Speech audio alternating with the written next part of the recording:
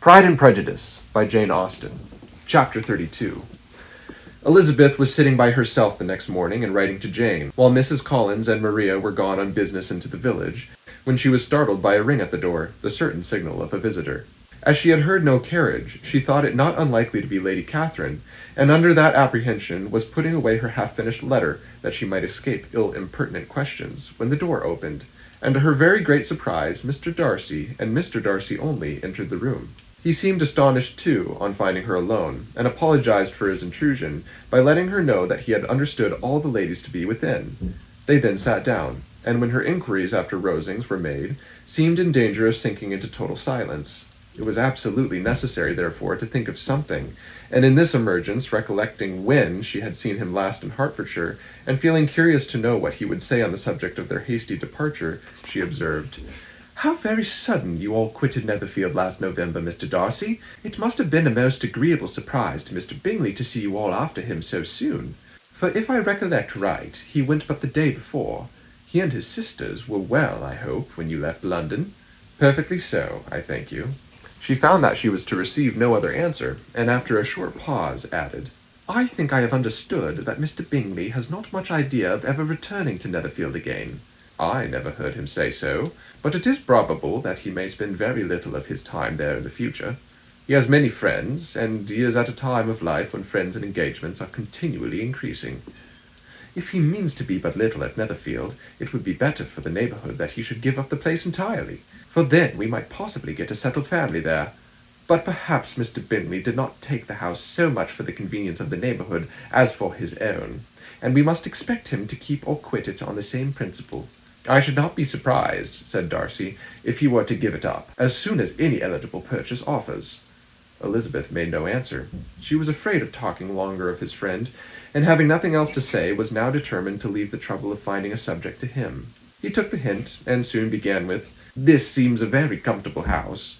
Lady Catherine, I believe, did a great deal to it when Mr. Collins first came to Hunsford." "I believe she did, and I am sure she could not have bestowed her kindness on a more grateful object." "Mr. Collins appears very fortunate in his choice of wife." "Yes, indeed. His friends may well rejoice in his having met with one of the very few sensible women who would have accepted him, or have made him happy if they had. My friend has an excellent understanding, though I am not certain that I consider her marrying Mr. Collins as the wisest thing she ever did. She seems perfectly happy, however, and in a prudential light it is certainly a very good match for her. It must be very agreeable to her to be settled within so easy a distance of her own family and friends." "An easy distance, do you call it? It is nearly 50 miles. And what is 50 miles of good road? Little more than a half-day's journey. Yes, I call it a very easy distance." "I should never have considered the distance as one of the advantages of the match," cried Elizabeth. "I should never have said Mrs. Collins was settled near her family. It is proof of your own attachment to Hertfordshire. Anything beyond that very neighbourhood of Longbourn, I suppose, would appear far." As he spoke, there was a sort of smile, which Elizabeth fancied she understood. He must be supposing her to be thinking of Jane and Netherfield, and she blushed as she answered, "I do not mean to say that a woman may not be settled too near her family. The far and the near must be relative, and depend on many varying circumstances. Where there is fortune to make the expense of travelling unimportant, distance becomes no evil. But that is not the case here. Mr. and Mrs. Collins have a comfortable income, but not such a one as will allow of frequent journeys, and I am persuaded my friend would not call herself near her family under less than half the present distance." Mr. Darcy drew his chair a little towards her and said, "You cannot have a right to such very strong local attachment. You cannot have been always at Longbourn." Elizabeth looked surprised. The gentleman experienced some change of feeling. He drew back his chair, took a newspaper from the table, and, glancing over it, said in a colder voice, "Are you pleased with Kent?" A short dialogue on the subject of the country ensued, on either side calm and concise, and soon put an end to by the entrance of Charlotte and her sister, just returned from their walk. The tete-a-tete surprised them. Mr. Darcy related the mistake which had occasioned his intruding on Mrs. Bennet, and after sitting a few minutes longer without saying much to anybody, went away. "What can be the meaning of this?" said Charlotte, as soon as he was gone. "My dear Eliza, he must be in love with you, or he would never have called on us in this familiar way." But when Elizabeth told of his silence, it did not seem very likely, even to Charlotte's wishes, to be the case. and after various conjectures they could at last only suppose his visit to proceed from the difficulty of finding anything to do, which was the more probable from the time of year. All field sports were over. Within doors there was Lady Catherine, books, and a billiard table, but gentlemen cannot be always within doors, and in the nearness of the parsonage, or the pleasantness of the walk to it, or of the people who lived in it, the two cousins found a temptation from this period of walking thither almost every day. They called at various times of the morning, sometimes separately, sometimes together, and now and then accompanied by their aunt.